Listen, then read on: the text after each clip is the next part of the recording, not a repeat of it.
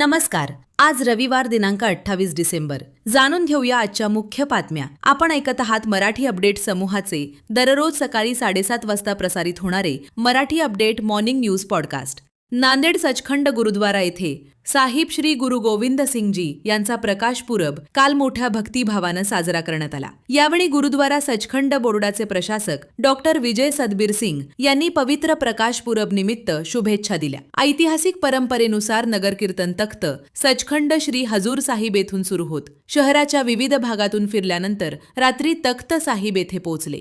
काँग्रेसच्या माजी महापौर शिलाताई भवरे आणि किशोर भवरे यांनी माजी मुख्यमंत्री खासदार अशोक चव्हाण यांच्या उपस्थितीत काल रात्री भारतीय जनता पक्षात प्रवेश केलाय. यावेळी खासदार डॉक्टर अजित गोपछडे, अमर राजूरकर, डी.पी. सावंत, जिल्हाध्यक्ष संतुकराव हंबर्डे यांची देखील उपस्थिती होती. नांदेड वाघारा महानगरपालिका निवडणुकीसाठी उमेदवारी अर्ज दाखल करण्यासाठी 30 डिसेंबर शेवटचा दिवस आहे. आजवर 81 जागेसाठी तब्बल 2661 उमेदवारी अर्ज खरेदी करण्यात आले असून केवळ 38 उमेदवारी अर्ज दाखल करण्यात आलेत. स्वामी रामानंद तीर्थ मराठवाडा विद्यापीठामध्ये पदवी प्रमाणपत्र मिळण्याकरता विद्यार्थ्यांची वाढती गरज लक्षात घेता विद्यापीठ प्रशासनानं आज रविवार दिनांक 28 डिसेंबर रोजी परीक्षा विभाग आणि पदवी प्रमाणपत्र वाटपासाठी दीक्षांत विभाग नियमितपणे सुरू ठेवण्याचा निर्णय घेतलाय. या दिवशी विद्यापीठाच्या परीक्षा विभागामार्फत विद्यार्थ्यांना पदवी प्रमाणपत्रांचे वितरण सुरू राहणार आहे.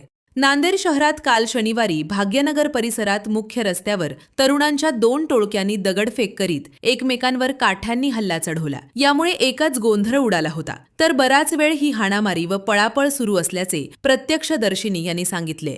उमरी तालुक्यातील 11 गावे वीज वितरण कंपनीच्या यादीत 25% आत वीज बिल वसुली असल्याच्या कारणामुळे संबंधित 11 गावांचा विद्युत पुरवठा 26 डिसेंबर दुपारपासून बंद करण्यात आलाय. याचा फटका शालेय विद्यार्थी व पाणी पुरवठ्यावर होत असून सिंधी येथील प्राथमिक आरोग्य केंद्र पूर्ण अंधारात असल्याचं सांगण्यात आलंय. दररोज सकाळी 7:30 वाजता Marathi update morning news podcast ऐकण्यासाठी मराठी अपडेट पॉडकास्ट YouTube चॅनलला सबस्क्राईब करा. धन्यवाद.